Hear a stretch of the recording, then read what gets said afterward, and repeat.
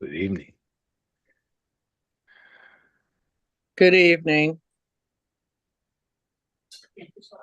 Christina, just give us the green light when we're ready to go. Just paste it into Board Docs and give folks a moment who want to live stream. Just give me 1 second. We shockingly ended Teaching and Learning Committee on time. So we have time.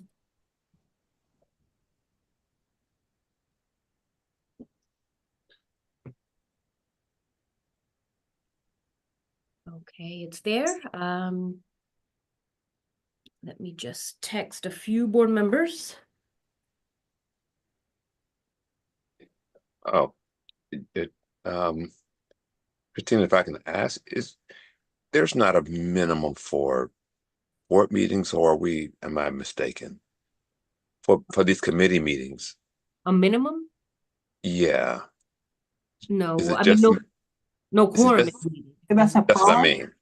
No, I didn't think that was. It's just, I think just a simple majority, Christina, I don't think there is a, even that? yeah, Lori, I know there's no quorum needed, but I don't know if there's No. a, I mean, Okay. That's a question to ask Lori. I can't remember quite. Yeah, you don't because you're not voting on anything. So I think you're fine, Yeah, because I know we've had meetings where there's been two members and that's not been right, an issue because you're not voting. So I think as long right. as that's the rule, you're good. Hmm. Okay. Thank you.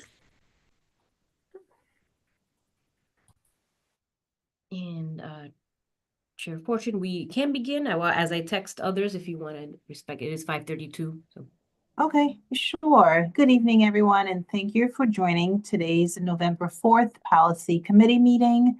I am Ruth Fortune. I am the new Policy Committee Chair. I look forward to diving into this work with all of you. We have a few things on today's agenda. I hope it will be a rich and lively discussion.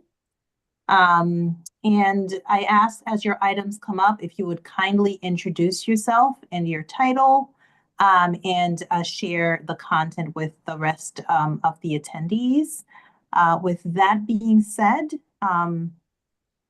the first item on our agenda is the renaming of school, specifically Classical Magnet. I see that Mrs. Evelyn LaFontaine is able to join us. I will cede the floor to her if she wants to share a few words about the request to rename Classical Magnet School. Well, thank you very, very much. I appreciate that you are having this opportunity to talk with us about this proposal. Um, I'm Evelyn LaFontaine, and I'm here representing the committee to rename the school Ferdinand LaFontaine. And Ed Vargas is here also, and Calixto Torres, and they are members of the committee. We also have a large number of people in the community that support this proposal.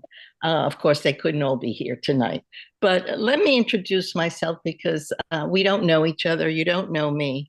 You know that I am a nun's wife, but I'm also an educator. I have been an educator for 35 years. So I started my career in New York City as a teacher, was an assistant. I'll go through with this very quickly. I was an assistant principal as well as the principal of an elementary school in the Bronx. Then in 1979, we moved to Hartford, and we have been here ever since. And when I came to Hartford, I worked for the State Department of Education as a consultant. My area of expertise has been elementary school, as well as teaching English as a second language and bilingual education. Um, so after leaving the State Department of Education, I was appointed as Director of Curriculum and Instruction in New Britain, Connecticut. I just wanted to share that with you because I understand how the whole thing in terms of what it's like to be part of a school district, and how wonderful it is to be a teacher of students and to make that your career. I also wanted to introduce Ed and Calixto so they can just say a few words in terms of who they are. Ed, would you like to start? Sure. Thank you very much, Evelyn. For those of you who don't know me, although I do know a couple of you, I know Tyrone Walker, who's a good friend of mine. But those of you that don't know me, my name is Edwin Vargas, and I'm a retired Hartford Public School teacher, 35 years in the Hartford Public School system. And I also was very much involved with the Hartford Federation of Teachers and with 4 other unions that were represented employees within the Hartford school system. And I had an opportunity to work with Hernan for over 12 years that he was our superintendent during a period of stability, a period of great leadership. And, you know, even though sometimes our roles, his management role and my union role, led us to have sometimes adversarial positions, we always dealt with each other with the utmost respect and understanding, always in the best interest of the children. So board members, you know, I really like board members. I know board members work hard, and I know it's a non-paid position, and I know it's a very responsible position. I had the opportunity to work on the campaigns of many Board of Education members over the years. I served as Democratic Town Chairman for a while, and I know board member Tyrone Walker's on our South End 6th District Town Committee, which I had the opportunity to represent at the state legislature. I was elected 6 terms and retired as Deputy Speaker of the House. And by the way, I have the support of the Speaker, Matt Ritter, who thinks it's a great idea to name this school after Hernan. But I'll save my comments till after Cal has his chance to introduce himself. Is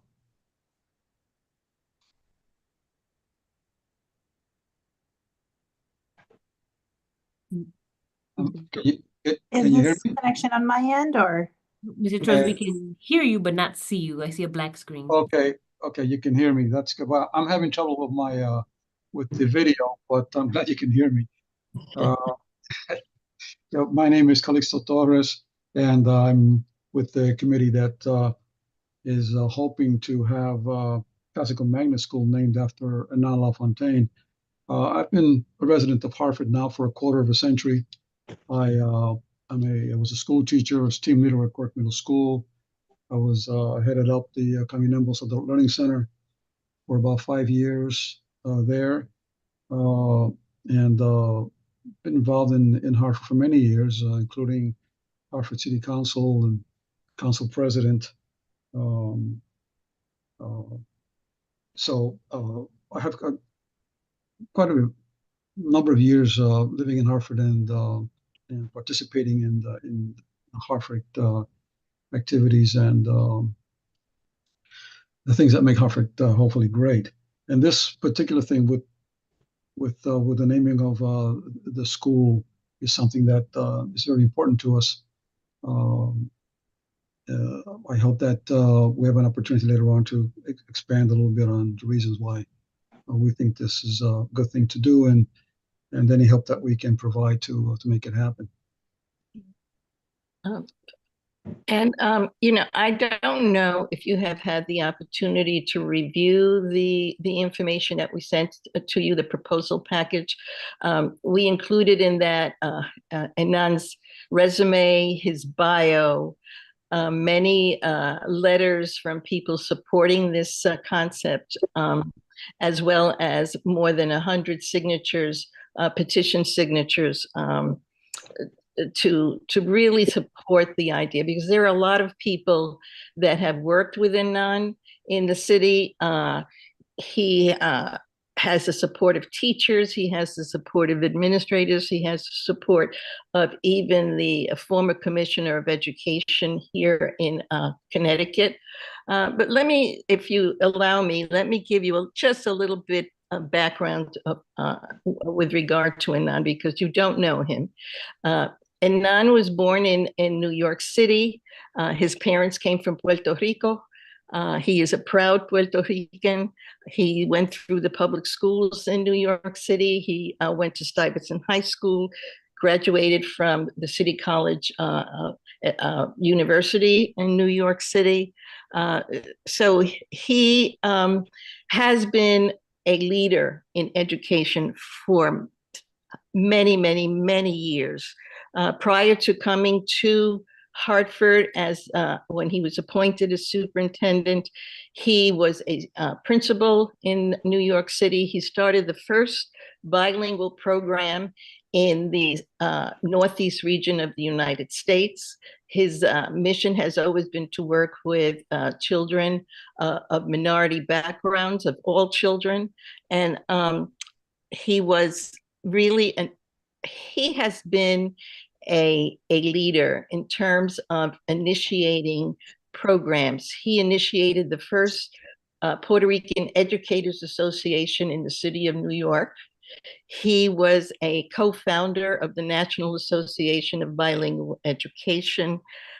Many, many things that he has done. And I hope that you have had the opportunity to, have you had the opportunity, let me ask that question really, have you had the opportunity to read his resume and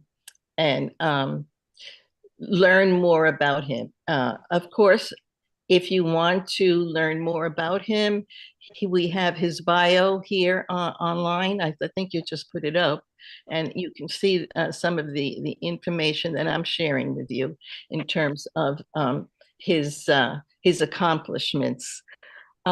He was a superintendent in Hartford from 1979 to 1991, the longest tenure of any superintendent in the city of Hartford, 12 years. He came to the city and he stabilized the school district. The school district, I have to say, at that time was in quite disarray. And he came and he was able to stabilize the district. He was able to end, there was a budget problem in the district, and he addressed that. And he worked very, very, very diligently with the staff, with parents, and so forth. He communicated with parents. He was able to accomplish so many things, and I'm just going paraphrasing some of the things, but he was the longest. He had the longest tenure as a superintendent in Hartford, and not only that, but after he retired and as superintendent, he went and he was a professor at Southern Connecticut State University. And as a professor of that department, he was able to train other educators and teach and to become administrators, as well as future superintendents. So Hernan, and he was the only Puerto Rican, the first Puerto Rican superintendent in Hartford, in the state of Connecticut, and believe it or not, in the United States, the very first superintendent. And he is proud of that fact. And what he says is that given his background, that he was able to and is able to provide as much support and understanding in terms of the needs of our students, all students, as well as minority students. He was very, very, very instrumental in terms of working at the university. So when he retired, he was named Professor Emeritus, which is quite an honor to do that. He's also gotten very many awards. He has gotten a doctorate from the University of Hartford. He is I just hope that one of the things that he accomplished many, many things, and there is a list of things in the information that I provided for you of all of his accomplishments as superintendent. But one of the major things that he did was that he initiated the classical magnet program. He initiated that program at Quirk Middle School. He was able to fund that program, work with staff members to provide all of the necessary resources that were needed to make that program a reality. The program was so successful that it moved from the middle school to the high school, and of course, as you know now, it is a school in and of itself. And it's a classical magnet school. And that is the school that, given the fact that he was the reason why that school exists today, and he was the initiator of that program, that we are asking you to consider naming that school the Hernan LaFontaine Classical Magnet School. We feel that is a compelling reason. We have stayed in Hartford when the non-retired, as you may know, that many times when a superintendent retires, they leave the city. They go somewhere else. We decided to stay here, and we stayed here. We've been here for 45 years. Our daughters were born in Hartford.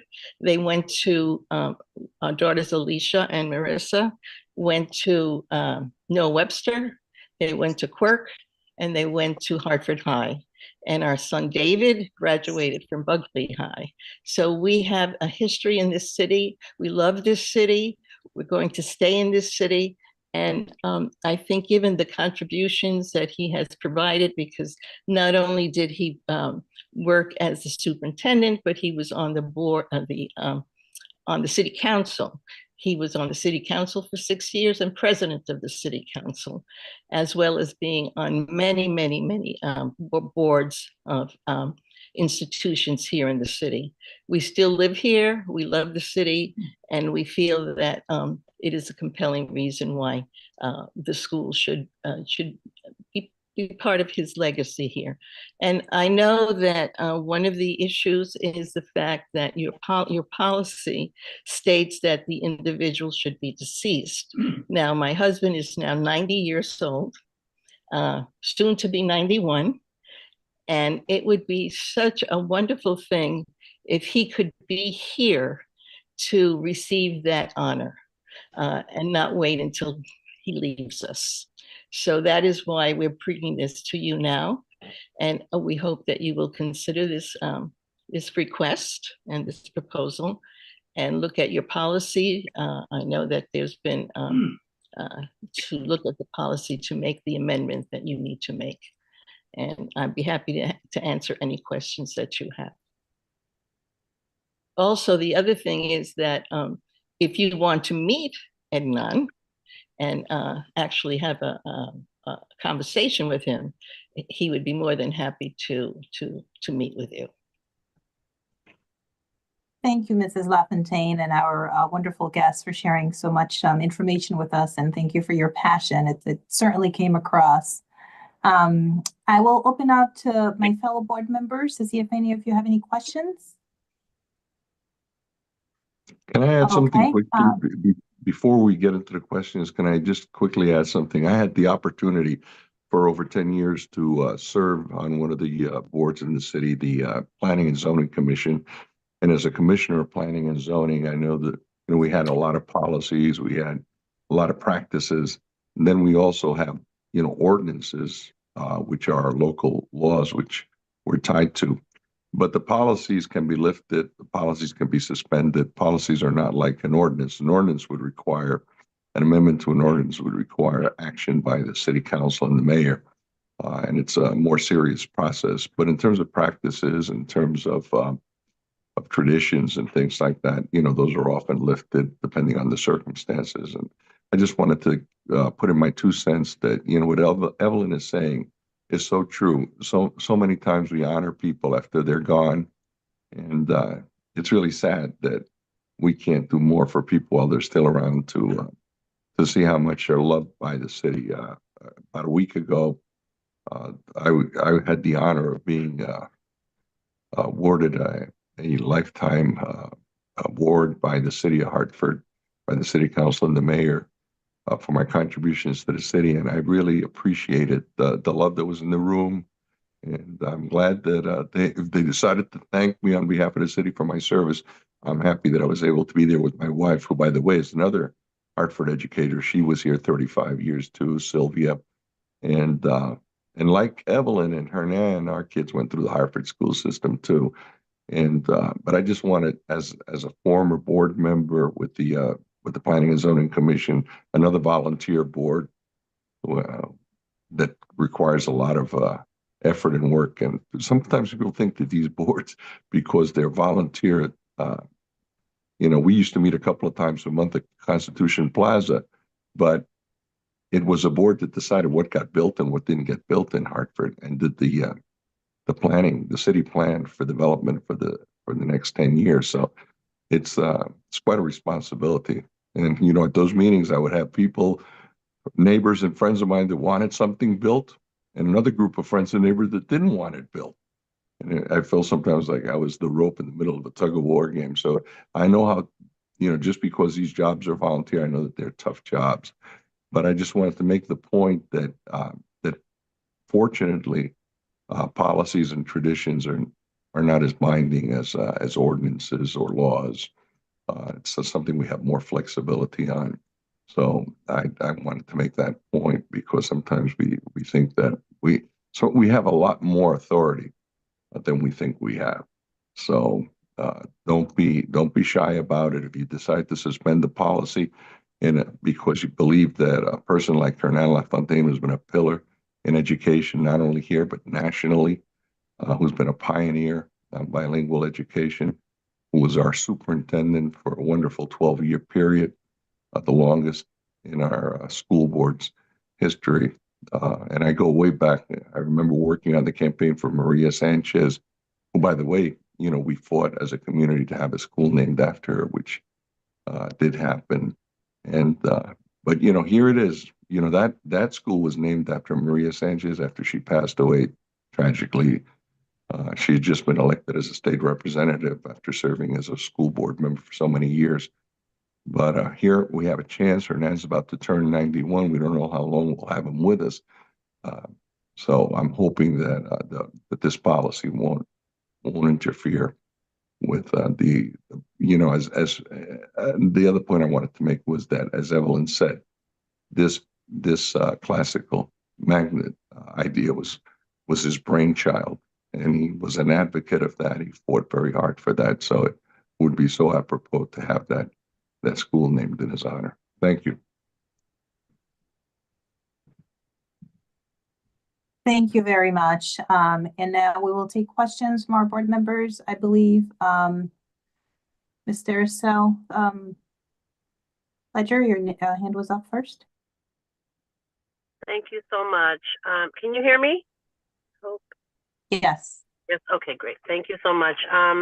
And thank you for the presentation. Thank you for the kind words and the history lesson, if you will.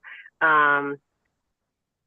Vargas, it's always, a pleasure to see you. And I know your wife, I know the contribution that you've made to education and the commitment that, you all have to education. And I just want to say that as an educator, it's important that we give folks their flowers while they're here. And,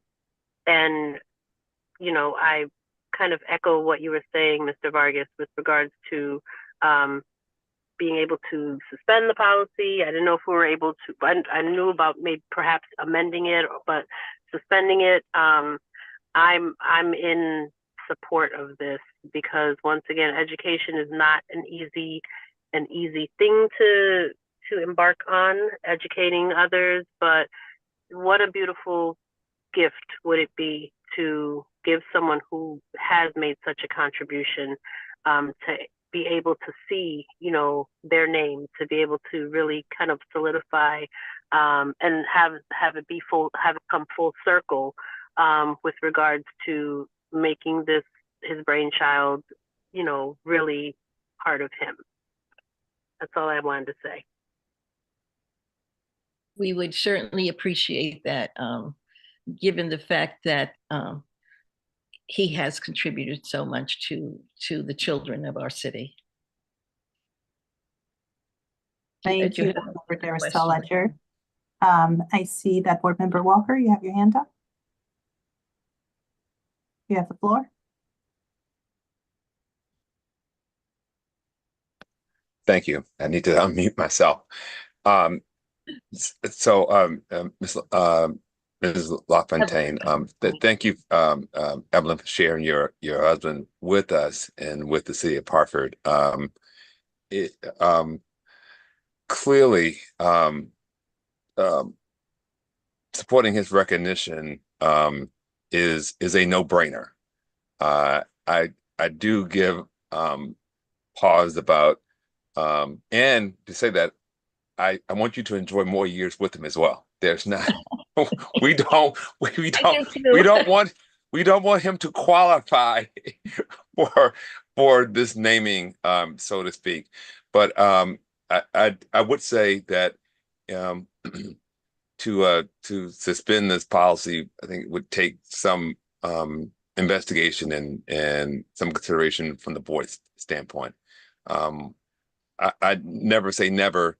I know we considered this with someone else in a prior year, and so I would say that this would need some consideration of the board to really look at the policy. And thank you, Ed, for letting us, giving us the permission structure to bend the rules. But that would be my only feedback, is that I would feel the need to really confer with both the city and our attorney to look at the appropriateness of this action. But beyond that one fact, your husband is certainly deserving of this recognition and possibly, several others, because he certainly is a trailblazer in numerous ways for the city of Hartford. Thank you so much. And I appreciate those words. And that's what we're asking for you, to be open to this request and to take as much time to study it and to provide us with a positive response after you go through your procedure. That's what we are hoping, because it is a tribute to him. And that is something that would be just a wonderful thing, to have this recognition. Wonderful. I see that Board Member Wilson, you have your hand up. I will see the floor to you, and I think that was someone else trying to insert a comment. Maybe I'll pass, in the interest of time, have Mr. Wilson share his thoughts, and then if there's any final thoughts on this request, and we could hear from you briefly. I think Mr. Torres had something to say. He can go ahead. Thank you very much, and again want to thank you for taking the time to review this request. But just two things. One is there is already precedent on this where we have had a school named for an individual who in fact was still alive, a good friend of ours, Thurman Milner, who I had the pleasure of serving under with the city manager at that time, Wilson Gator, when he was mayor of the city of Hartford.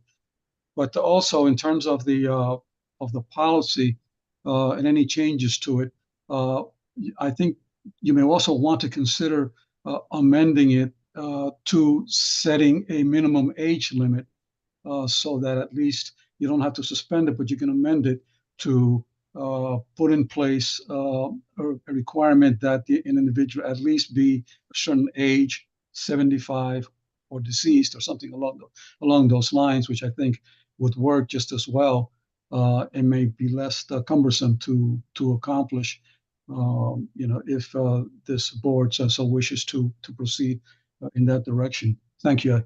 Thank you for your time. Thank you. Then Mr. Wilson, you now have the floor.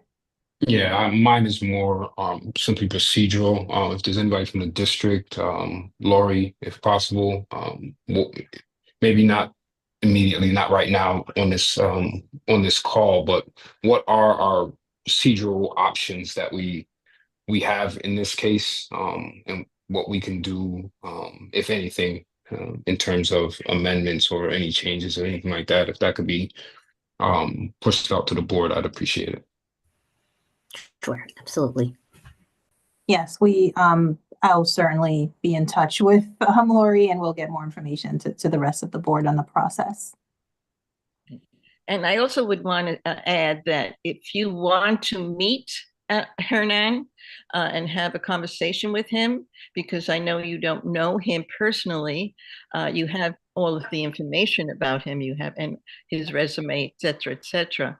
But he would be happy to meet with you. I just would like to add one little thing. Calixto's right that maybe you may want to look at your rules or policies, but having done many trainings on procedures like this and rules and regulations for many organizations, and most recently I was teaching as a professor of political science at Central Connecticut State University before I completely retired. But one of the things that, because these things of changing rules are sometimes something that you may want to look into as part of a subcommittee that the board may want to create to look at rules in the future. But I do know in the parliamentary procedure, a motion to suspend the rules is not a permanent thing. That's just a motion to suspend the rule for a particular action. And the rules then just revert right back to the original rules or regulations that the organization works under. So it's, rather than getting into a whole thing of a committee to look at revamping procedures, rules, regulations or policies that the board works under, which could be a long-term thing, a simple motion to suspend the rules to take an action just means that is for that particular action.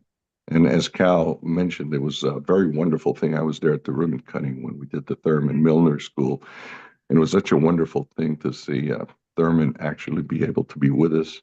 And we had a rededication after the school was revamped a few years later. It might have been like 10, 20 years later.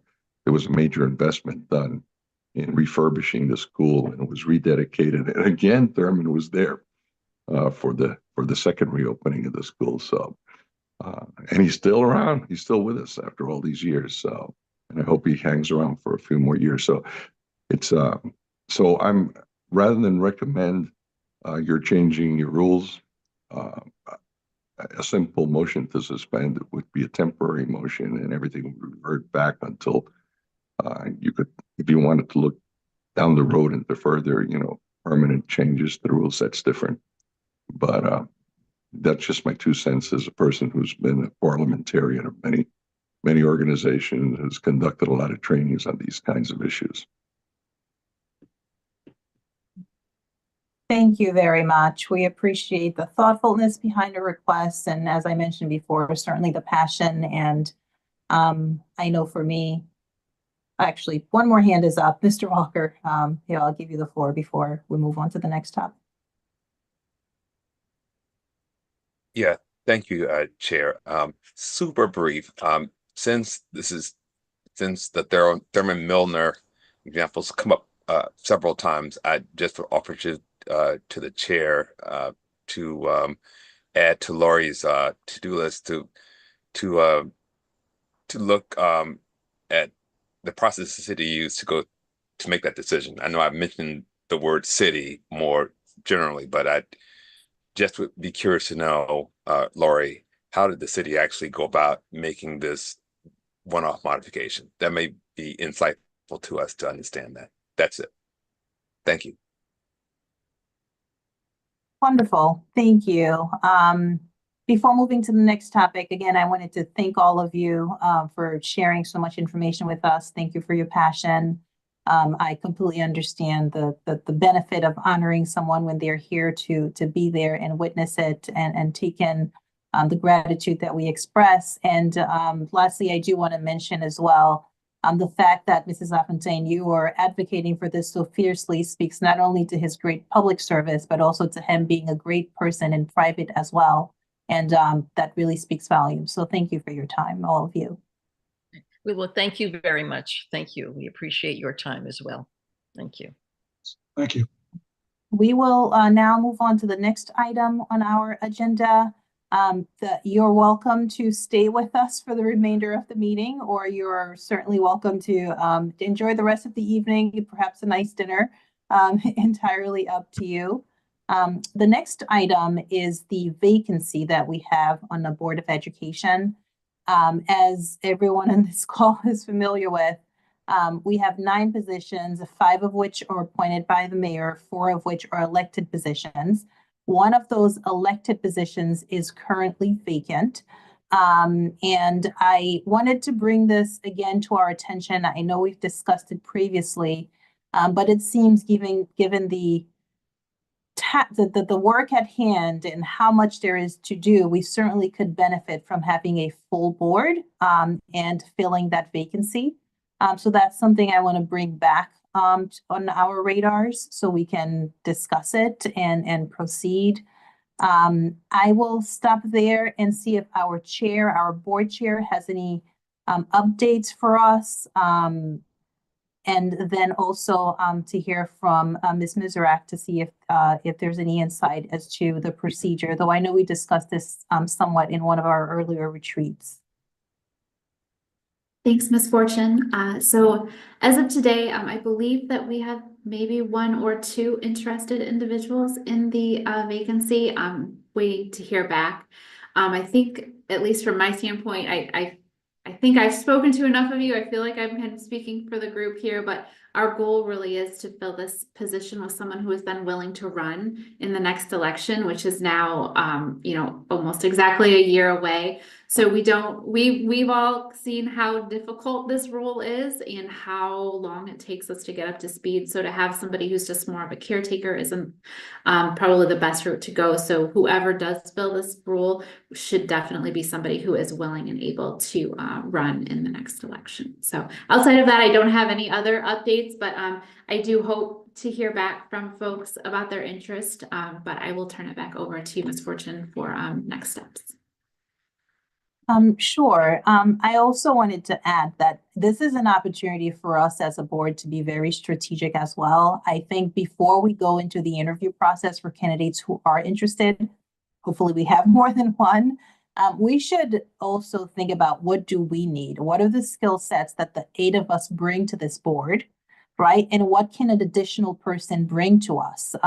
When I've served on other boards in the past, particularly successful boards, it's structured very deliberately to ensure that the diversity of the board benefits the organization. And I think we should consider that as well. Perhaps brainstorm as to what are we lacking or what do we want to strengthen and enhance? And then we can be able to evaluate potential candidates based on what we know that we need in a new potential board member. That said, Ms. Mizrak, do you have any comments you want to add? Just that I think you all know the process because it's an elected member vacancy.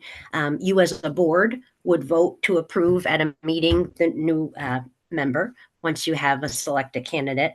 And you mentioned interviewing of candidates, and there was a question around whether that could be done in executive session. Christina and I had touched base a little bit ago about that, and that is appropriate. There is some good case law and FOI law that talks about a Board of Education member being an appointed official position for which interviews can occur in executive session.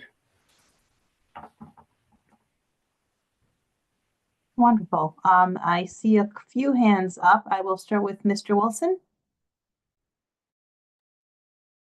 Thank you. I guess quick question. Are those interviews, can they be public interviews?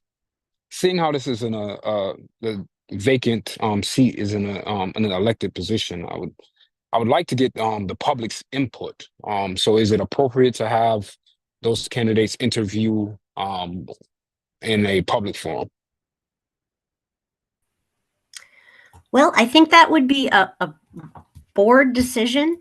The FOI exemptions are permissive exemptions, meaning that, you know, if you didn't want to claim an exemption, you don't necessarily have to under the law.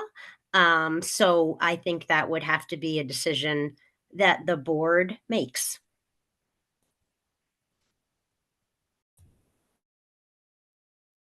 Thank you. Did you have another question, Mr. Wilson? I see your hand remains up. Nope, I just didn't put it down yet. Okay, no worries. All right, Board Member Walker?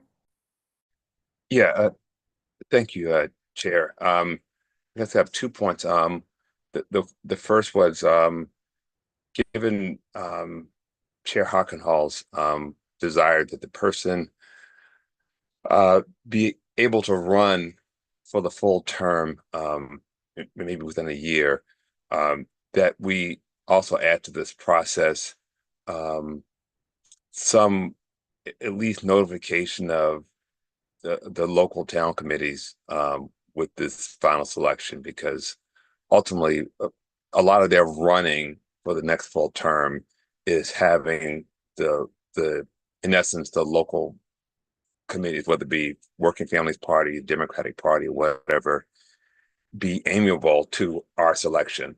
Not necessarily that they have to have a vote in it, but it would be nice for them to be aware of it and not to have some huge objection to who we would select, right? Because essentially we want them to endorse our selection next year. And I say that in the context of just process. And I did want to toss in, I heard Board Member Wilson's perspective, and I'd want to offer, to me, I think the public part of this is potentially getting nominations for potential candidates. I would like to reserve the actual interview session to be more private, because I just think that kind of HR component of it just feels like it would be better to have that be a private matter. But that's just my 2 cents as it relates to where I can see the divide between the public component of it and maybe the private board component of it. That's it. Thank you. Thank you, Board Member Walker. Board Member Tatum? Just picking up on Board Member Walker's point about the town committees, and I do believe that our bylaws state that the person replacing the vacant position must be from the same political party as the person who was in that position. So in this case, I believe it's a Democratic position that is vacant, and so we need to consult with them specifically.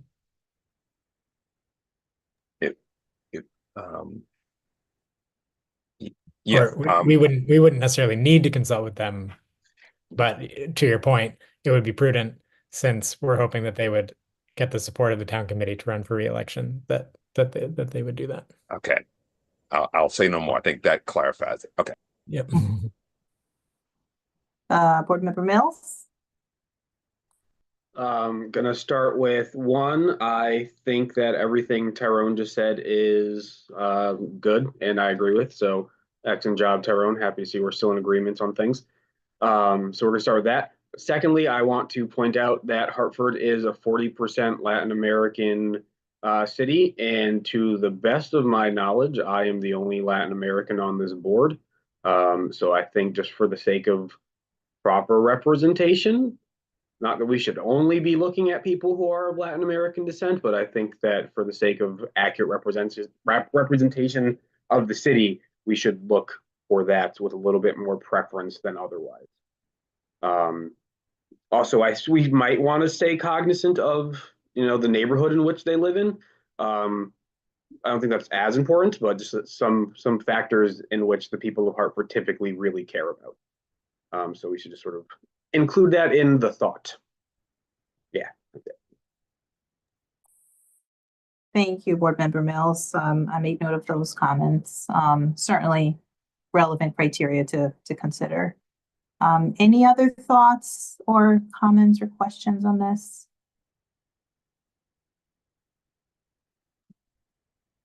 Oh, go ahead, Board Member Tatum. I would And just, then Board Member Walker. as far as other like areas that we might hope to recruit from, I would just throw out Spanish speaking for sure. And my thing would be like, I feel like although we have a breadth of experience on our board right now, someone with more like legislative knowledge or experience would be pretty useful.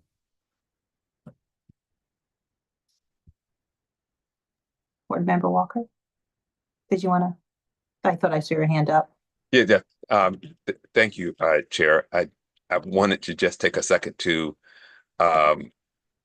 second Board Member Mills' perspective. The one feedback I've heard when I surveyed kind of the party or community has been the Latino representation question did come up, and I would just second his feeling that we give some weight to looking at that representation across the board, because there seemed to be some notice of that as people were surveyed about this particular question. So I will just leave it there. Mr. Mills, we seem to be in agreement this evening. Love that for us.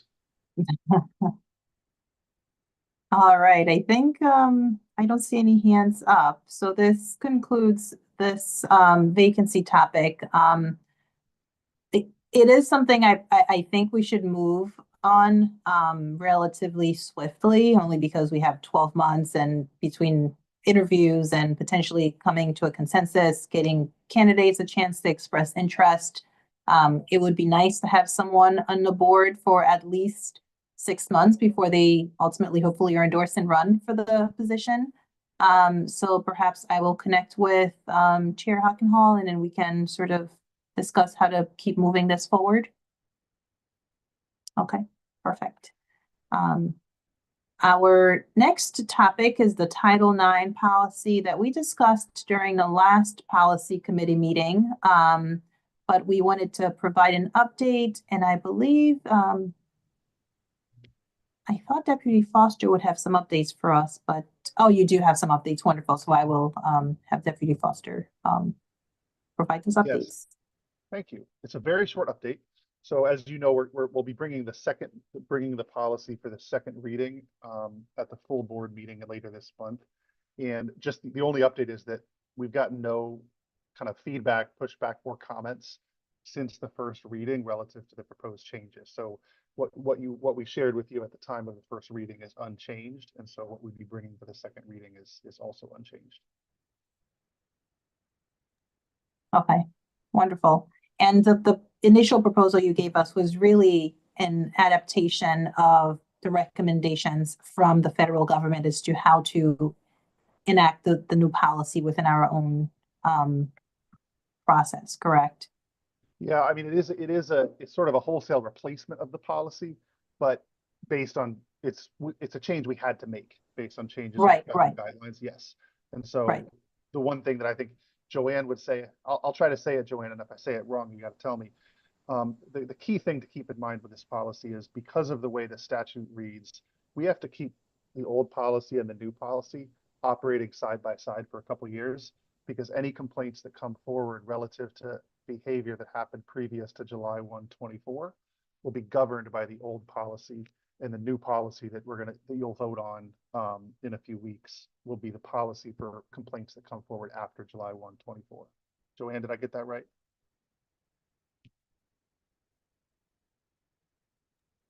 Everything but the date. It's August 1 instead of July 1. So close. But other than that, you're good.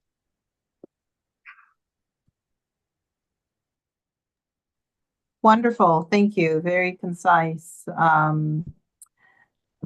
lastly, did we revise the agenda, Christina? Do we still have the graduation policy on it? I thought we were removing it, but maybe I missed okay. So then that concludes the substantive discussion for this policy meeting. Are there any new topics or new developments anybody wanted to bring up? Hey, Madam Chair, if I could give The a quick closing of comment. schools. Yes. Go ahead. Just about the Title IX, I wanted to say that that I was excited to see the updates to the website and to show that we more clearly comply with the policy. So the only thing I was going to throw to Deputy Chief Foster and to Ms. Trimley Jackson is that I'm depending on them to make sure that when we roll this policy out, that we are 100% in compliance with it day one. That's all, because it looks like we are, but that's all. I know we had to make some changes, and just want to make sure that we're set to go. That's it. Thank you. And Board Member Mills, so you have your hand up. Yes. I guess it's sort of more of a procedural question as to next steps. For the renaming possibility, I sort of just want to know, what do we do next? Because I don't actually want to talk about it today, because I feel like we all need to think about it and give it the respect it's due. But I also don't think we should bring it to a full board meeting without discussing it internally first amongst the other committee members. So I don't know if we put it on the next agenda for discussion as opposed to just listening to them, but I think we need to talk about it first, you know. So I guess that might be a Christina question as the omnipotent board liaison over there. But sort of, yeah. Not to omnipotent. I think Jen will connect with Ruth and Jen on next steps and conversations behind the scene, and then bringing it back to policy. Yes. Gotcha. Then I will await my marching orders from Her Highness over there. Excellent. Thank you for that question, Corey. We do want to ensure we keep that moving and decide ultimately on how we want to proceed. And yeah, I apologize. I have the prior version of the agenda after quite a few exchanges with Christina over this. The last topic we wanted to just sort of bring to your attention, I'm sure you all are expecting it, but just start the conversation, is the consolidation of schools, which would mean possible school closures. I know there's been school closures done in the past under the superintendent. And as I understand, there's a roadmap and a process. So I wanted to just bring up the discussion and see if anyone has any thoughts in particular with regard to the consolidation of schools.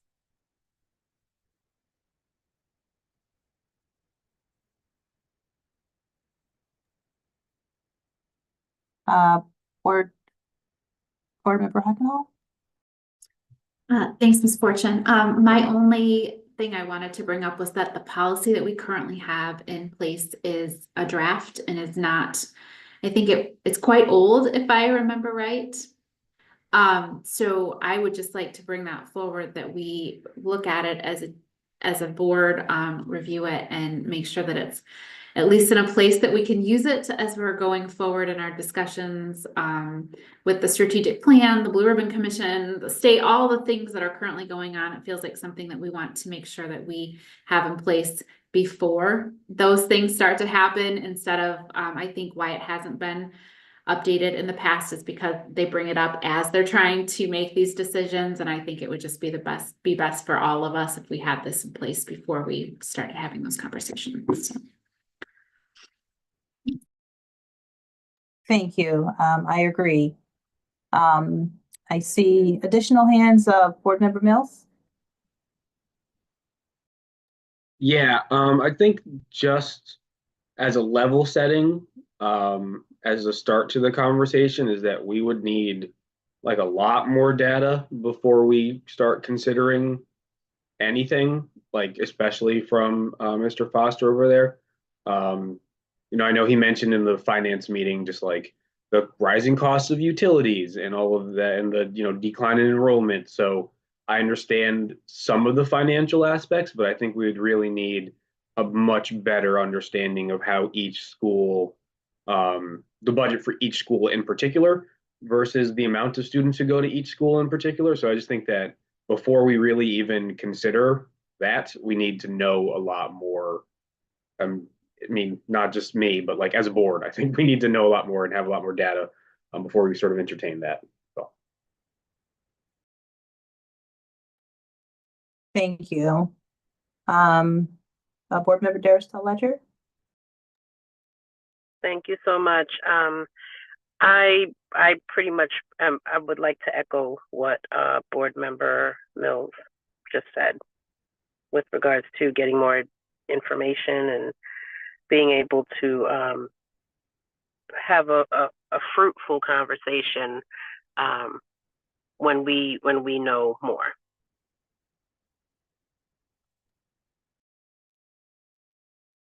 Thank you. Board Member Walker.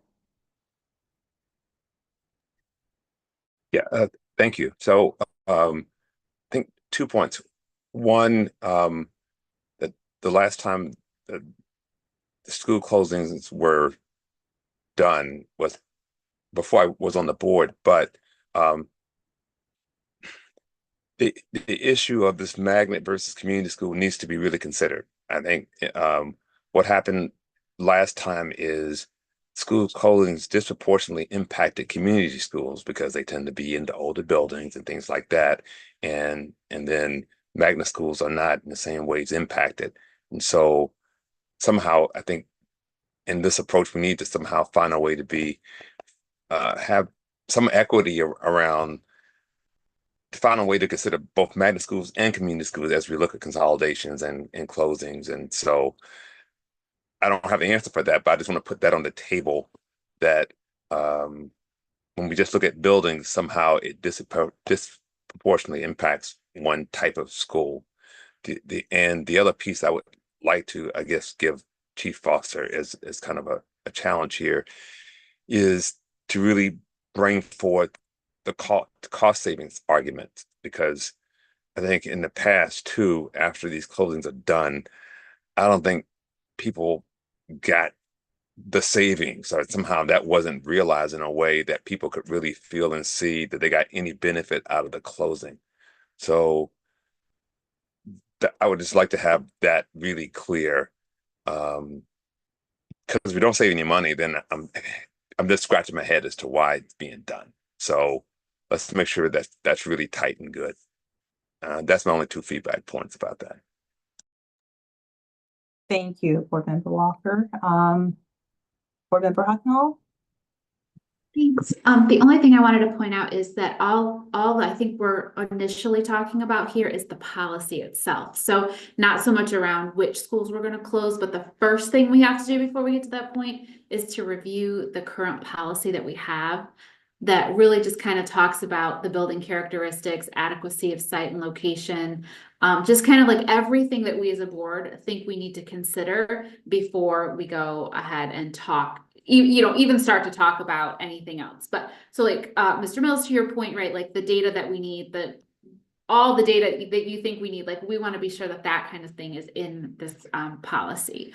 And, Mr. Walker, around the magnet schools, like that's something to like really take a look at and really think about how that fits into what the policy says now versus what we wanted to see. So I didn't want anybody listening to this call, I don't want anybody to think that, we're going to go forth tomorrow and like have all these discussions. Like this is like really and truly today, we're just talking about the policy that is currently online, that you can see online, and how we want to amend it. So just wanted to be super clear on that.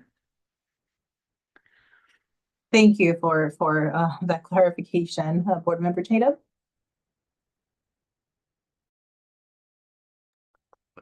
I put in the chat a link to what I understand to be the current policy. But then I hear that from Jen that there might be like a newer draft that was worked on like the last time that schools were closed. Because I know the policy that is on the district website was last updated in 2004, and I know there's been a round of school closures since then. So is there a newer policy floating around somewhere that I might be able to see? Ms. Fortune, I can take that if you want. Of course, yeah. Sorry. So the answer to that is no. What you see on the website is the current policy. What we're talking about, as you all mentioned, we did close schools back with the DME. And at that time, the policy committee had taken up and did revise they made edits to the policy to make it more equitable, to the point of when we decide to close a school, how is it an equitable decision? Neighborhood magnet, are we saving money, enrollment numbers? And they paused on actually adopting that policy because, as they put it, they were building the plane as they were flying it, so they wanted to pause. So we did, in fact, close the schools with the old policy, and it has not been picked up since then. So the policy online is current, but I will be sharing the drafts or the attempted drafts with the full board or the policy committee to possibly bring that forth for the revision, if that helps. Thank you for clarification as well, Ms. Santiago. Yeah, and I think I appreciate, Jen, your sort of like reminder that we're not diving into like the content of talking about school closures yet. I would caution everybody, and I'm saying this to myself as well, because like there has been buzz about like the idea that schools might need to close, and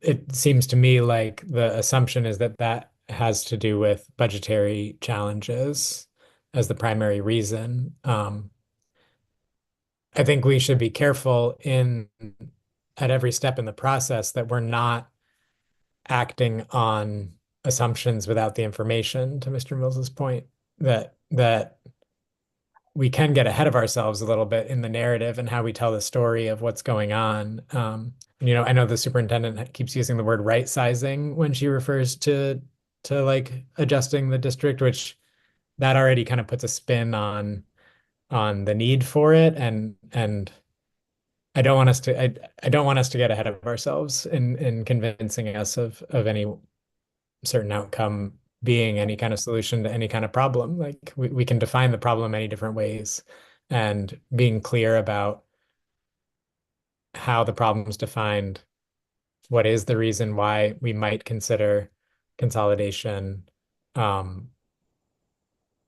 would the benefits be? Like I just think, yeah, slowing down and not letting the narrative spin ahead of ourselves, and certainly not before we gather the pertinent information would be wise. Thank you. Thank you everyone for the input. So a lot of what we discussed today were sort of preliminary and somewhat new-ish to us. What I would envision is that the next policy meeting, we will set aside time to discuss the request to rename the school. Between now and then, perhaps I hope that all of us will give it further thoughts, and then we can come in and share our thoughts among us and hopefully come to a somewhat of a consensus as to how we may want to proceed. Same with the vacancy. I think we'll probably have some private conversations about just next steps, but I would like to see that the next meeting, maybe we have a list of candidates and it's a matter of trying to schedule time for executive session, or at least announce that we want to get candidates, but just try to keep that moving forward. And then lastly, same with the policy regarding the school closures. Christina, as she said, will send that to all of us. If we could all take a look at that, and the next policy committee meeting, we could come in more informed to be able to see what provisions we want to amend, which one of these pending revisions we want to adopt, and what else we may want to incorporate in that policy. Does that sound like a good way to move forward with next meeting? And anything else that comes up that we have to add to the agenda, of course. All right.